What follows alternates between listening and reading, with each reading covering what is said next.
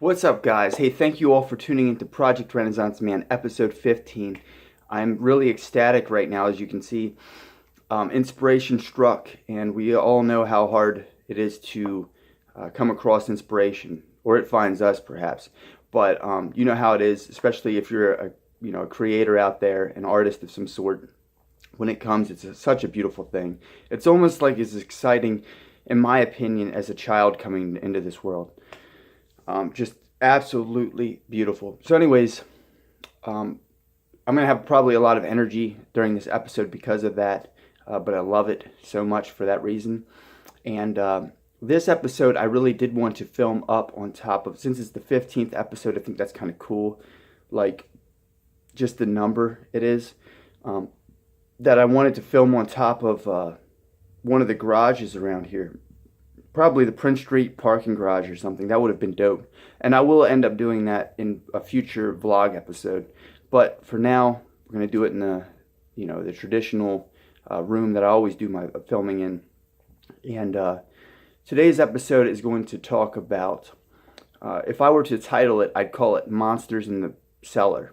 And Monsters in the Cellar is, of course, figurative for things that are internal, that are causing us strife, or causing us issues, causing us to not be able to move forward. And I've been kind of on this thing where I'm talking about things, I've been focusing on things that don't allow us to move forward and really hinder our abilities to become Renaissance men and Renaissance women.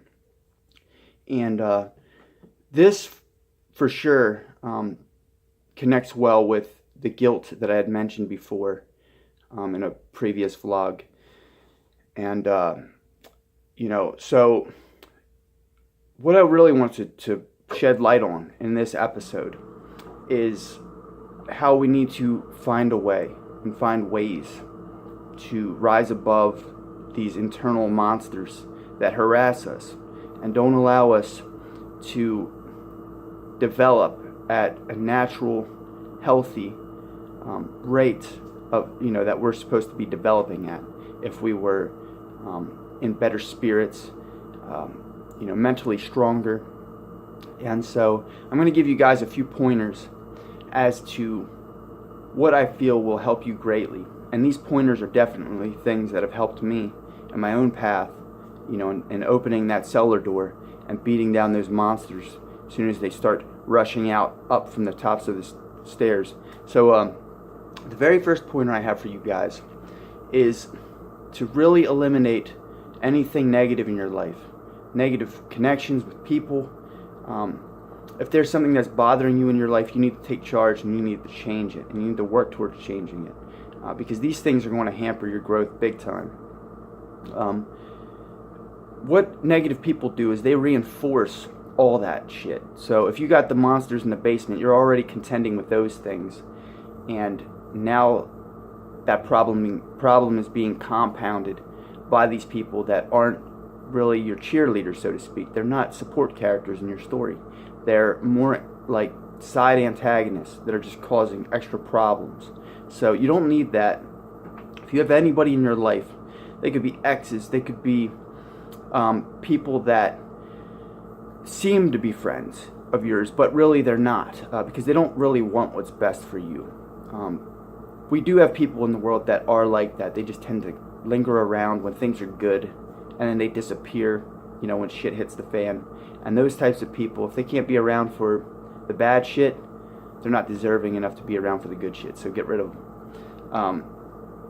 The next pointer I have for you guys is to realize that, as bleak as this may sound, there are people that have deep-seated mental issues, and they're contending with things that it seems unlikely that a psychologist or even a psychiatrist or mental health professionals can even find solutions to these problems. But this is the beauty about it, is just because solutions haven't been found, and these psychologists and psychiatrists and other professionals haven't proven that they can be found, does not mean that they're not out there. That's the bright side of things. So there's always hope. There's always something that allows us hope, and that is possibility.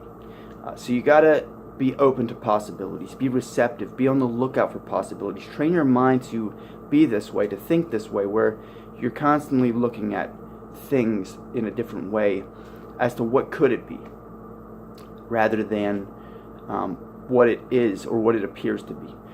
There are things out there in the world, that and being receptive is so important, because if we're not receptive, we're not opening ourselves up, and that's the problem. A lot of times we don't want to open ourselves up out of fear of being hurt further, but we just have to feel other people out, feel the vibes, and feel connections. And if you feel it's right, invest some trust into that, because if we close ourselves off completely, not only are we closing ourselves off to the wicked and the things that are going to harm us, but we're closing ourselves off to any form of positivity, any form of possibility.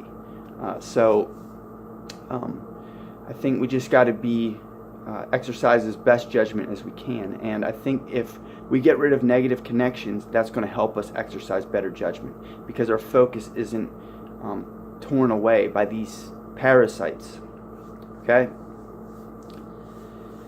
And if I had a third pointer for you guys on how to contend with these things, I would say find some kind of confidant. And if you can't find a confidant, find some kind of fellowship. And that doesn't need to be a church. It can be anything where you share a common interest with a group of people. And that way, you're all connecting in that way on a deeper level.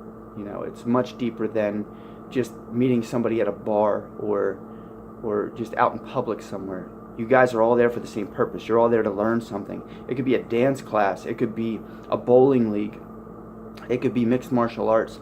Mixed martial arts especially, and I rave about this so much, because not only is your self-esteem and confidence bolstered by it, because of your ability when you start to develop it, and that carries over very well into all other areas of life. So through martial arts, the confidence you develop from that, you're able to carry that over into all other areas, such as job interviews, just being out in public, not being afraid of things that you ordinarily would be afraid of, because if things do get to that point, you can always stand your ground and do what you need to do.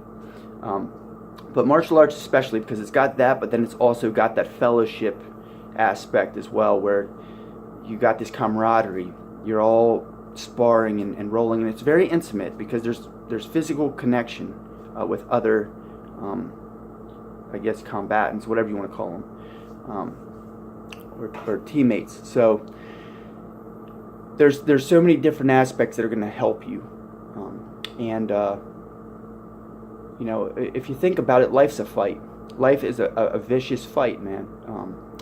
And I'm not saying that in a negative way, because the rewards that come from adversity are beautiful a lot of times.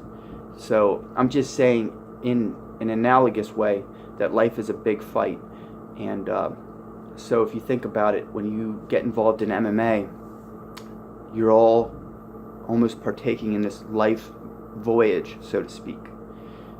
But it's very special, in many ways, like I had said, through the physical connection and pushing each other hard, but then being compassionate when you need to be, when someone's not as strong as they need to be at that point in time, and having that common interest and seeking common goals. So those are the 3 pointers I got for you guys on how to beat down those monsters that are in your cellar. If you guys like this video and you feel it has benefited you, please be sure to give me a like, subscribe, and hit that notification bell, and I will see you all on Wednesday. Peace.